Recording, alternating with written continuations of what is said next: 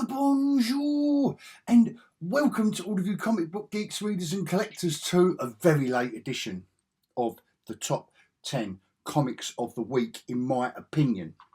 And apologies for that. Normally I try and get it. I've noticed, like, looking at my analytics, you know how professional I am. all right, you know I am. I've noticed that if I always launch it on a Sunday, I think that must just be in time. You've either got your stash and you want to know what I say, or you haven't and you're looking forward to it. I don't know why. So to me, this is late because we're only 2 days away now from getting our next new comic book day haul. So yeah, I do apologise for that. My excuses, if you don't know, was the Commando swap meet on Saturday in Colchester, Essex, with the boys over there, where I met fellow comic creators. I mean, all right, my claim to fame was 30 years ago, but I'm still calling myself, I still put that when I write a letter to someone. Instead of putting letters behind my name when I say yours sincerely, I still put writer of Commando War Stories. You know I'm geekyOlhog, all right? Anyway, I met one of the brand new writers of Commando at this show on Saturday. So anyway, this is why I'm late. So Saturday, I had a great time over there. Hello guys, if any of you, obviously I was promoting the heart out of my YouTube channel, as you do. I'm very proud of what I do here. And the other creator was Keith Burns, the artist, who's doing he has done interior art, but I think he's more on the covers now, on the illustration side of things, you know, doing those glorious covers for Battle Action, all the Rebellion stuff, all the relaunch stuff, Keith Burns. Me and him got on like a house on fire. I hope he hasn't been talking about me behind my back, because now I'm saying that, he's probably thinking, really? I didn't see that. We all had a few beers together, me, Keith. James Swallow is the other writer on Commando. So hello, James. Hello, Keith. If I have twisted your arm to watch one of my videos, thank you. And also, there was Andy, Stuart, Ed, load of them Northerners, to be fair, but I got on all right with them, and I could understand what they were saying. So I don't know if it's me, my old age, you know, I'm getting, you know, in my head I can compute what they say. You know, like when you're younger, you can't hear me duck and all that, like, you know, yeah. But anyway, they was all right. For Northerners, they was all right. And before you Northern sexy subscribers all clutch your pearls, I am only joking, all right?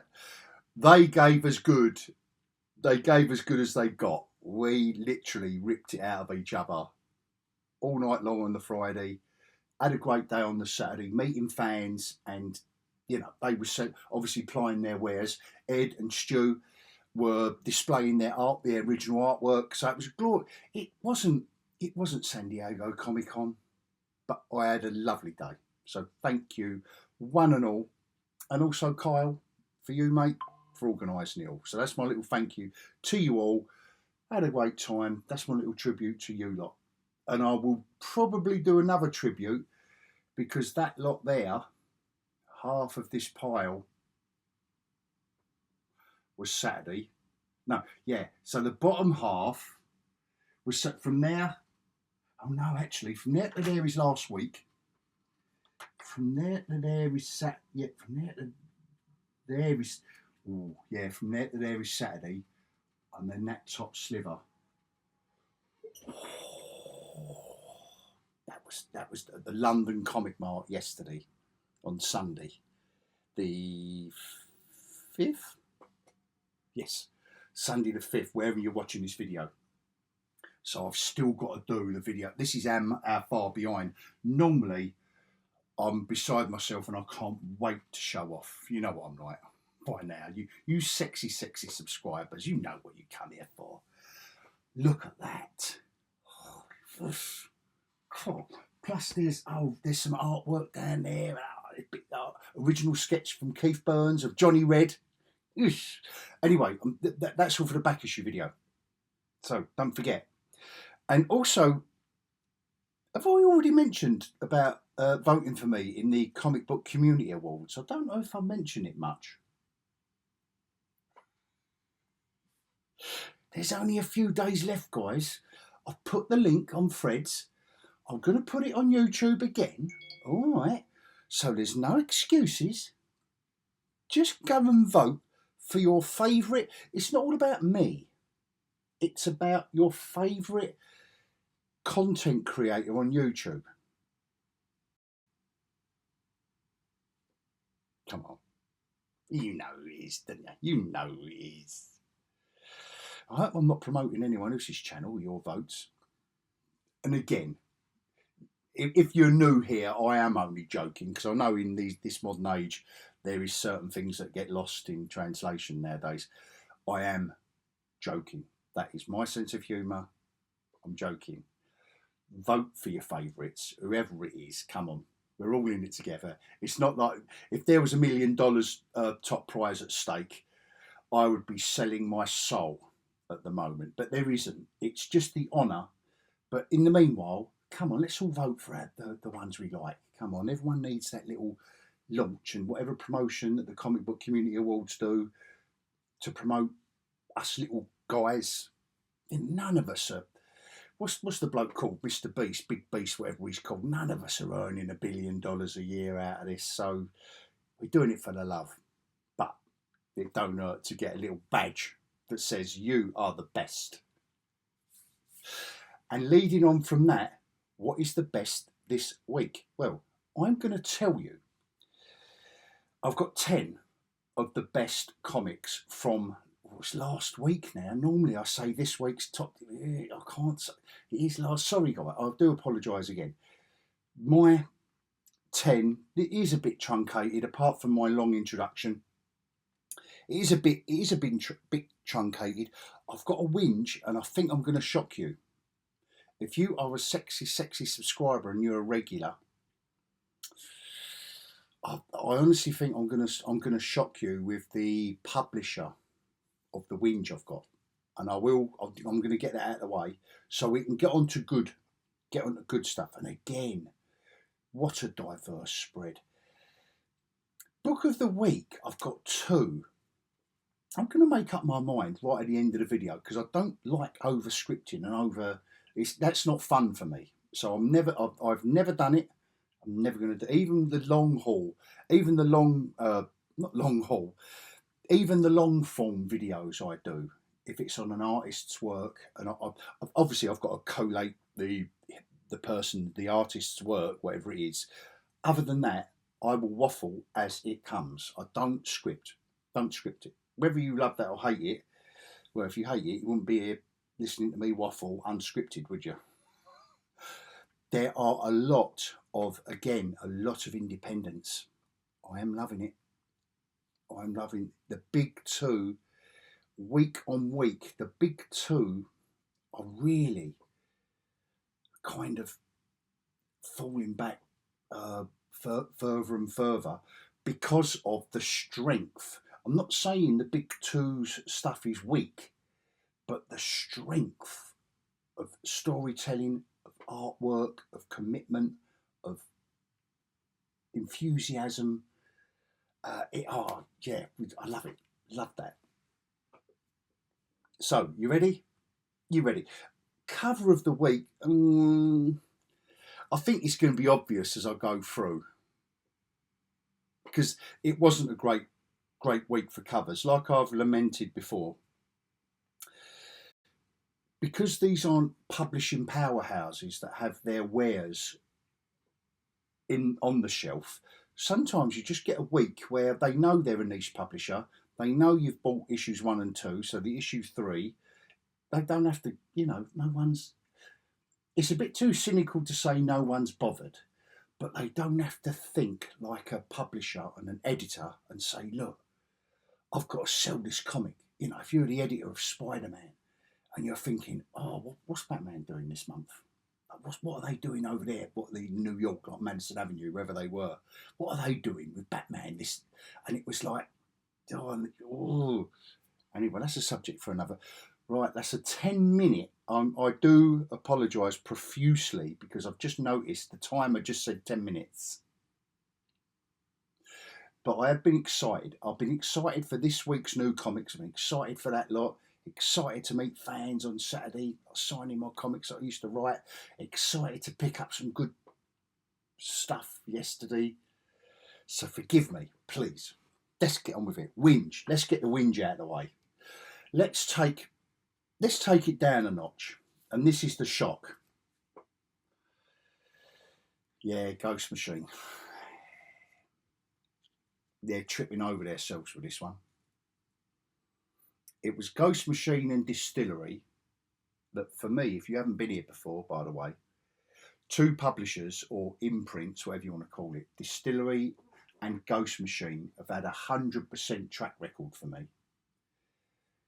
This one is the third issue where I've thought, so I forgave them 3 issues ago. I forgave them the first time when it was getting a bit background. It was origin time. And I thought, okay, we all need that. We all need a bit of background. We don't know we don't know the dad of the family enough. We don't know this character enough to care. And this whole issue, it's the third issue where we're getting the background of all the shenanigans. And I'm sorry to say, I don't care. You haven't built Dad up enough. The character building at the beginning with the granddad, and they lost the nan, they lost his wife. That was great, and the kids and the wife, and then they go back to the future, which is the element I love. Loved it. But now we're bogged down. We're bogged down in the origin story, and this is like the third issue of Origin. And 3 issues out of 9 to give us the origin story. Even do it at the beginning and make us care about Dad, whatever his name is. Make us care about Dad, the scientist, the leader of the team, the Reed Richards of this whole shtick, because that's what they're doing.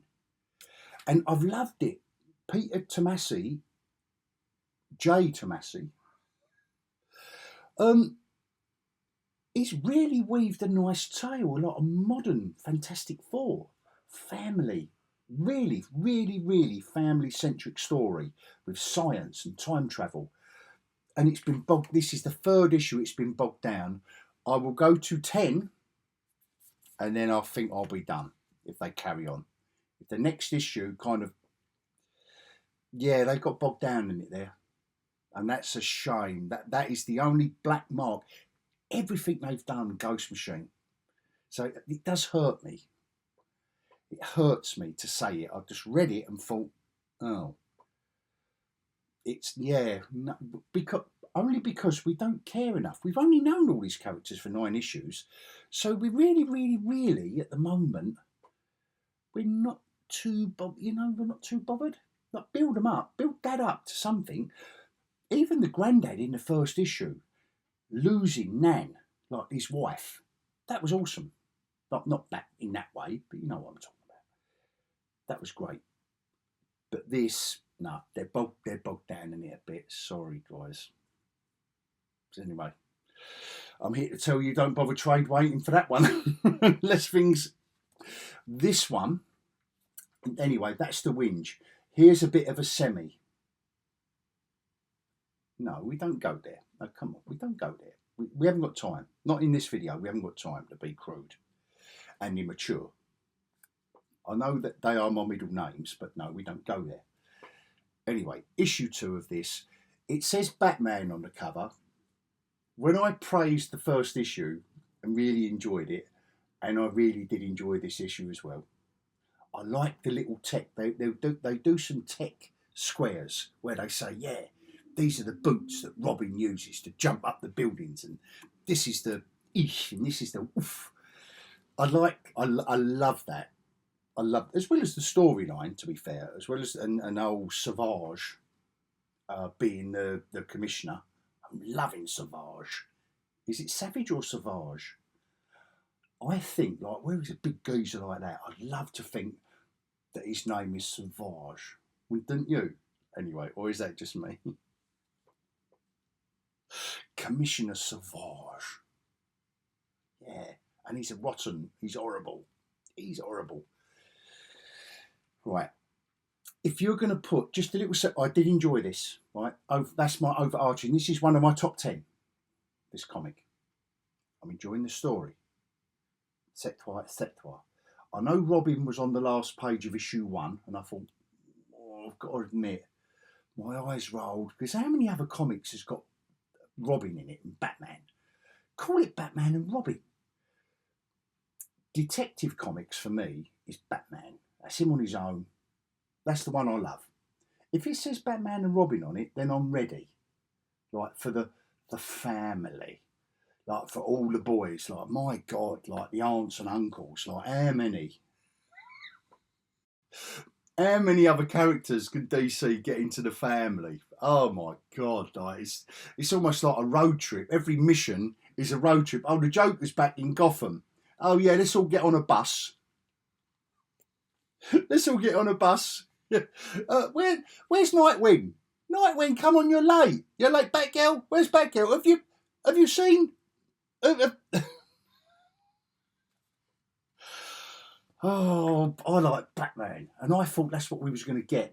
Anyway, aside from that annoying recurrence, this is still a good read. I did enjoy it, but all I'm saying is this will begin to grate on me if this is just another Batman family comic when it's got the words Batman on it, not Batman family, not Batman and friends, not. But just as a tiny aside, permit me for 30 seconds. I've noticed DC have to put at least a dozen characters into every comic they do now. Every single comic they do. They can't focus. They're writers, and I've praised them to the hilt for a long while, DC. What they're doing wrong now is everything. Justice League Unlimited and a few others where I like the artists, I like the writers. You know how much I love Mark Waid and stuff like that. But my God, there's 25 characters here, and you're thinking, oh, I don't know what century are we in, what dimension we in, how many characters are there, like who's going to come and save the day, what did that character do in issue 1? I don't know. They're getting bogged down in it. They are. That is just my pure personal opinion. DC are getting bogged down in a plethora. Well, their whole A to Z of characters, they're just piling it all in. It's almost like throw it at them. What is it? Dazzle them with, what was the saying? Dazzling with science? Anyway, it doesn't matter. Talking of dazzling people, artwork is glorious. A manga-esque style of art. James Stocko, script, art, letters and cover. Mate, he done the lot. I've got to admit, I applaud you, sir. I applaud you. But do you know what it is? It's CUCKOOOO! CUCKOOOO! I don't know where we are. I don't know. Don't know where we are, James. Like, maybe I'm going to get issue 2 because it's a beautiful thing. The manga style of the artwork, it is a beauty. It is a beautiful thing. Story-wise, I don't know. I'm leafing through it now to try and get a grip on maybe something. Was there naked women in it halfway through? But it's very, very manga-esque style of storytelling. You know, like where it's just weird. I know, don't get me wrong, I love that. That's why I'm calling it CUCKOOO. I do love it. You know, like look at that one panel. Look, hoo-ha. But what? Why is he being a US Marine in the middle of whatever century we're in? and they don't explain. They kind of say it. They imply it with the artwork. We're in the samurai days, but then why is a character saying hoo-ha? And why is another character saying ha-ha, eat shit, asterisk demon? That's the madness of it. That's the cuckoo. Yeah, and then we're in a steam bath with the... Yeah. Was that a good review? Let me know in the comments if you want to see. Would you buy that for $1? I don't know. Right, obviously in the top 10. Every month, this comic's going to be in the top 10. This month is the conclusion of the story, and it's sad. Spoiler alert if you are trade waiting for this, by the way. I didn't warn you at the beginning. This isn't going to be spoiler heavy, because it's just, you know, I just rabbit on about every comic. So spoiler alert if you are waiting for this. I do respect your viewership of my videos and this comic, because it's a beautiful thing. So just cut away now for 30 seconds while I reveal the spoiler. So the brother and sister, Kaya and Jin, Kaya is the girl with the robot arm. We're at issue 30. The end of this, so that's the end of another chapter, another volume. And then we'll probably have a 2 or 3 month rest. Wes Craig will go back and he'll create the next volume. I don't mind that. It's his. He can do what he wants. And I love it when he comes back with 31 instead of another 1 again. Love it. A beautiful, beautiful comic book. The end of it, it hits hard, because they're separated at the end. Kaya and Jin, her younger brother, are separated at the end of it. We followed them for 30 issues through the lows and the highs. Oh, powerful. Powerful stuff. Beautiful. And so is this. Jason Fabok artwork. It's not going to be... Is that right? It's not going to be beautiful. And a new villain, Bloodhound. Grrr, baby. And shenanigans ensue. You know the shtick by now. Oh, again, how much fun can Benjamin Percy have with Machine Man, Deathlock, Red Hulk, and Wind Girl, whatever she's called, Wild Streak. How much fun can one writer have with 4 characters? And he has had much fun. So when this ends at issue 12, I believe, may even be 10, which I'm gonna be gutted. But if you are trade waiting, this will be, especially if you like these Bronze Age characters. I don't know about Windrush, but Deathlock and Machine Man and Red Hulk, this has been, and the Doombots, and he gets captured, like General Ross gets captured, and blah blah blah. Oh, yeah, just good on, just wholesome fun, which isn't really what this one's about. But nevertheless, Mark Spears is throwing the kitchen sink at this. I know there are the detractors about the art style, about it being a little bit AI and oh my God, he's feeding illustrations into a computer. If every comic was like this, I'd be doing my nut. For me, this is an oddball. But in the meanwhile, Mark Spears, story-wise, he's throwing, we've got everything in here. We've got, it's like the Wicked Witch of the West is on the cover. You've got Dracula, the werewolf, Frankenstein. Everyone's inside. Everyone. Honestly, you name them, everyone. And if you haven't seen him yet, he'll be here, or she. They'll be here.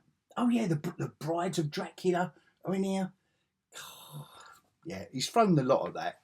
And I'm just enjoying it for the quiche. Not quiche, not the bacon and egg thing that you eat. I mean the KITSCH of it. It really is. Love it. Bad idea. again, are coming up with loads of good ideas. And this is one of them. Conan on steroids, with a mixture of like the comedic princess. It's like Conan crossed with Princess Bride, because there's a lot of silliness in it. They're being silly billies. That's all I have to say about that. But this is the first two issues, and it's Matt Kint. He's having a lot of fun taking the piss out of Conan, in my opinion, and that world. That's just my opinion. Mark Millar is having a lot of fun with the superhero genre in this, and it's got more. I know last month in issue 3, I knew he'd give me a good kick up the nadgers, and he did. And from there, this is still one of the best things I think he's written. I didn't get volume 1, so I've come to this fresh. And how he's done it, and what's going on, and the enemy that he's hunting, the superheroes, of which Huck is one. I'm not doing it any justice really by describing it in that way. To be honest, it's better than that. This is one of the best things I've read of Mark Millar. And I'm not saying everything else he's written is poo, but no, this is a little level above, because of its nuance, because of what happens to Huck as a character, and he's obviously on the spectrum, and he's obviously such a do-gooder, and in these times in the world, it's like Mark Millar has led us right up the garden path with this bold, kind of holier than thou character, like a modern age Superman, and then just he gets it. To be fair, he gets both nipples and tweaks them both at the same time, or grabs both your wrists and gives you that Chinese burn, and he doesn't stop. And that was the last issue. And this issue, it carries on. So maybe it was nipple tweak last month, Chinese burn this month. And that makes me feel good about comics. And what also makes me feel good about comics is my final two. And I think I've made my mind up, but these are joint books of the week. And they're kind of linked, because it's about writing horror. It's about, you see what I mean? You've only got to look at those two comics, and I wouldn't say they're intertwined. They are completely separate creations in and of themselves. The first one I'm going to go into is The Last Day of HP Lovecraft. Now, Jacob Rebelka's artwork. He's worked on another one. It was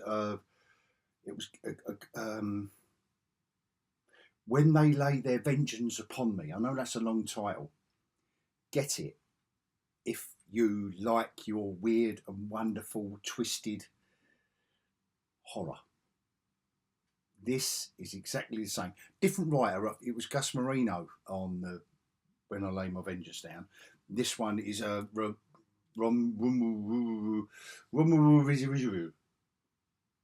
so different writers, but this is beautiful. And you can see that Romuald, that's how you pronounce his name, as the writer, you can see how much he loves Lovecraft. And they're weaving a story with intrigue, and and even, I mean, I think we all kind of love Lovecraft, don't we? But we're on the periphery. We know he done Weird Tales. We know he done pulp stuff. We know he done a lot of correspondence with other authors back in the day, and we know a little bit. We just do, don't we? You just get it on your travels. This guy weaves it all together. a beautifully intriguing first issue. There's no capes, there's no cod pieces, there's no action, there isn't a fight. It's just intrigue and mystery. And you need it. You need this sorbet. I mean, I think I'm quite light this month, this week, to be fair, in my reviews on, you know, sometimes I'll say, oh, this was a glorious issue, it was just a fight. But I think most of these are independents. They're creators that are weaving stories in a different way. We need a rest in that. We all do. Capes and cod pieces sometimes can wear us all out. There's only so much you can do. Unless you're Mark Waid and you're a genius. But nevertheless, I digress. This is a very, I already know, this will be a 5-issue trade from Boom. It's Rebelka's artwork that is so unsettling. There's something about his artwork that twists the story, that gives it gives it an atmosphere of weirdness before there's even anything weird going on. I love it. That's something so completely different. Beautiful. Beautiful. Can't wait for more. Can't wait for issue 2. And this one, like I say, it's about an author. This is a fictional author. And you know, I've said to you sexy subscribers before that sometimes the best stories are just like, what if X, Y, Z? Like, what if so-and-so did this? And what if that? And then you tell the story from there. This is what if an author, a burgeoning author, wants to make his claim to fame, but he has to set aside his beliefs to earn lots of money to work with a bigger author, to work with a bigger publisher. How far would you go? So the main character in the story is like an author, you know, and if you've ever tried to write, we all know where he's sitting and he's got his wife, and it's all very nice. It's just short of conceited, because he's a white male with a partner who's a black female, and the daughter doesn't want to be a girl, and but the way they handle that, I'm loving it. Don't get me wrong. I'm not attacking it for that. But I think on Threads, if you follow me on Threads, the villain in the story, or the protagonist, now the antagonist in the story, is a J.K. Rowling style superstar author, and they don't shy away from it. They really don't. All of the modern day issues that we all need to think and consider and talk more about and understand and be more empathetic about with other people that just haven't followed our life decisions. We haven't followed our trail through life. It's all those characters that the writer, Barbier, I've never heard of them before. And come on, guys, you could have told me a lot about this book on this back cover. I think I said this in the hall. That's ridiculous, just giving us a black page. Like, surely to God, you've got to pay for all of that black ink on that back page. Have you got to pay extra? Someone let me know from Image. Like, have you got to pay extra to just put print on that to say, oh, this is the Boom? No, Boom didn't do it either. Who did it this month? Who I praised? They actually put. I mean, Kaya is obvious. Kaya is the classic example. Look. So you've got front page, story. You've got inside, previously. you've got back page, description. No excuses not to pick that comic up. If something there is intriguing you, as well as the cover. Look, with claws and a fight and an explosion in the background. Wes Craig can't do anything more to sell his comic. I so wholeheartedly applaud him for this. All 30 issues, every single page of every single issue from front to back. I applaud this man for what he's done here. That is how you do it. And if everyone does it, then there's no excuse to listen to old farts like me tell you this is a lot of fun. This is a lot of fun. It's a very modern, where this is dark, like these are my 2 books of the week, right? Where this is a dark, gothic mystery, because we need to know there's a character in this that turns up at HP Lovecraft's deathbed. And the story goes from there. Like I say, no spoilers. If you're not intrigued by that, then I don't know what. Right, so that's that. So that's and they do weave it in between all of HP Lovecraft's work. That dark, dreamy, nightmarish stuff that he used to, that's there.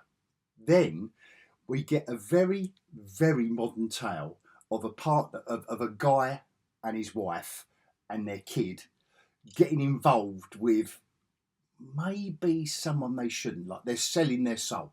Like they're I don't know what the other phrase would be. Like you're selling out.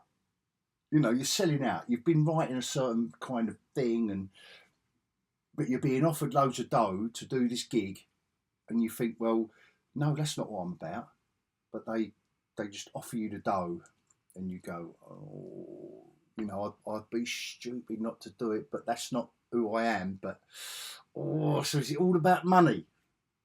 Brilliant, brilliant. I really, really enjoyed both of these books.